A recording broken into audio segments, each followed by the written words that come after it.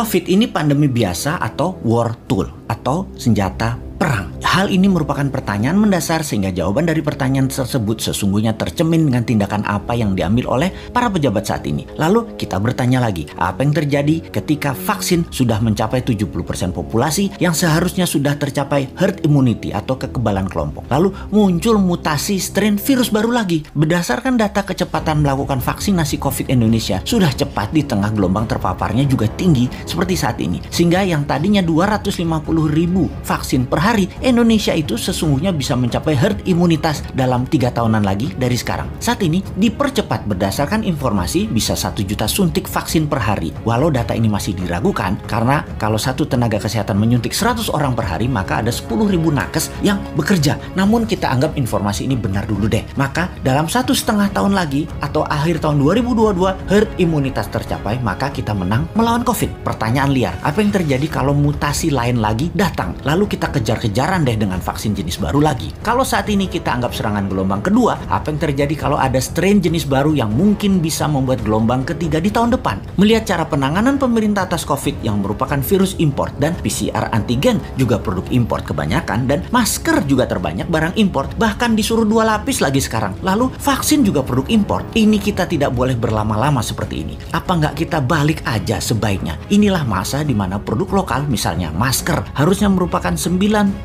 masker yang beredar di Indonesia saat ini adalah buatan lokal. Antigen tes lokalnya harus 100%. Vaksin lokal harus 50%. Atau obat peningkat imunitas yang lokal harus digenjot. Agar kalau virus mutan lagi, kita nggak terus bergantung impor yang akan membuat ekonomi negara digerogoti uang keluar atau flight capital. Sudah cara bernegaranya membatasi uang beredar menjadi tipis di tanah air, uang tadi ditarik keluar dengan berbagai kebutuhan impor dan tunai di tanah air harus hidup dengan pinjaman dolar asing dan yuan. Rupiah kok jadi nggak berdaulat ya? Pastinya karena kebijakannya terlalu impor. Walau bisa terlihat benar karena semuanya dalam keadaan darurat, tapi kalau bernegaranya daruratnya berkepanjangan seperti ini, sebenarnya bisa nggak masuk kategori salah kelola atau mismanagement bernegaranya. Lebaran tahun 2020 nih ya, kita nggak boleh mudik, pulang kampung, mudik apalah itu. Lalu tahun 2021 berlaku lagi, nggak boleh mudik lagi. Oke lah, kita manut, 2 kali ya kita manut. Walau ada beberapa orang nggak tahan melakukan pulang kampung yang katanya mereka lah penyebab meledaknya gelombang kedua paparan COVID sekarang. Oke lah, argumen ini diterima. Tetapi kalau tahun depan 2022 masih lagi, ini namanya nggak bisa kelola. Setuju nggak kalau hal ini kita sematkan? Nggak bisa kelola negara karena 3 kali berturut-turut kita nggak pulang kampung. Kembali ke pertanyaan awal. Kita bisa simpulkan dari pertanyaan pertama oleh pemerintah saat ini, COVID adalah pandemi biasa, bukan war tool atau senjata perang biologi. Menjawab pertanyaan kedua, kalau ada strain baru, maka sepertinya ya ikut aja atas apa yang akan terjadi nanti. Kumaha engke, tak ada antisipasinya, yang ada hanyalah mudah-mudahan nggak ada mutasi lagi. Kalau terjadi berlawanan, ini senjata biologi dan tren baru, mutasi baru lagi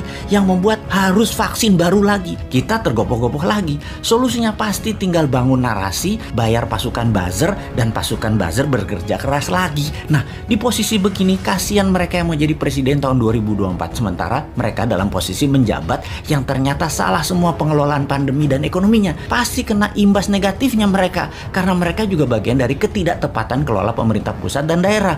Karena yang digadang-gadang tahun 2024 kebanyakan pejabat incumbent. Di sini enaknya jadi yang bukan pejabat tetapi selalu memberikan solusi. Bahkan bukan hanya solusi, tapi saran yang dikerjakan walau dengan skala tanpa fasilitas. Bisa jadi kuda hitam nggak di tahun 2024 kira-kira dia itu? Tapi mudah-mudahan prediksi ini salah. Ekonomi membaik, COVID teratasi tahun ini. Amin. Cuman takut aja prediksi ini benar. Masa tinggal bosman tahun 2024? Ya nggak mungkin toh. Harusnya bisa 3 kali menjabat. Dukung!